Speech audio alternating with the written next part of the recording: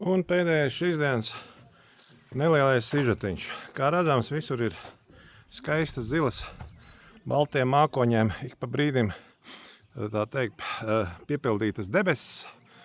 Un kur mēs atrodamies, kā noprotams, kaut kur augstu virs zemes. Te parādās metāla konstrukcijas. Lejā ir pļavas, bet tālāk ir teiču purvs. Mēs atrodamies tādā vietā, ko dēvē par Sīksalu. Tātad atgādināšu, ka tā ir sala tieši teiču purva vidū. Šo salu kaut kur 18. gadsimta, tagad jau varētu, tad tur jāskatās precīzāk, baidos jums pateikt precīzi tos gadsimtus un gada skaidļus, jo neesmu tam, kā lai saka, šim te runājumam gabalam īpaši gatavojies.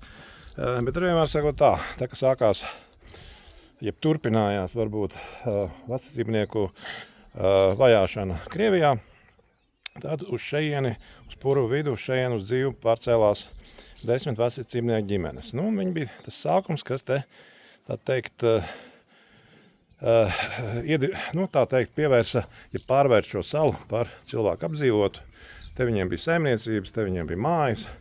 Tad mēs uz šo pusi skatāmies, ja te tur lejā ir pamati no kaut kāda mūrējuma, tā varētu būt no akmeņiem mūrēta kūts. Tur tālāk aiz viņas, nedaudz dziļāk, ir vēl viena apdzīvota māja.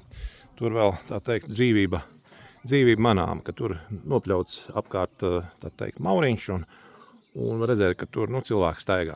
Tālāk, ja mēs dotos šī virzienā, kā pašlaik ceļš aizvējās, viņš aizvējās uz malu, uz puru malu, pa šeit mēs iebraucām, te patās pa šo pašu ceļu mēs aizbrauksim, tad tālāk labajā pusē ir vecacībnieku kapsēta, un tālāk jau tur pamestas mājas ir. Vairāk izņemot kā šo vienu māju, vairāk te neviena nav.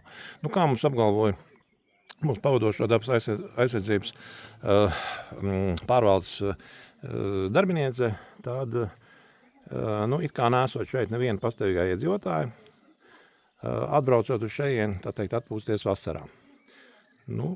Turpatās mēs tagad neredzam, aiz šiem lielajiem kokiem ir arī purvā iekšā samārā liels ezers, iespējams tur var makšķerēt, iespējams gūt kaut kādus interesantus lomus.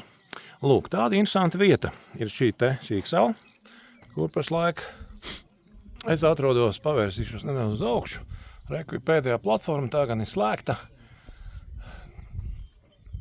ar ļoti smagu koka lūku. Te visur lido bezdalīgas. Lūk, šāds te neliels ieskats šeit Sīksalā, tāda nelielā zemes pleķītī, kas vēl pavisam nesen bija cilvēku apdzīvots teiču puru vidū. Līdz nākamajam reizēm.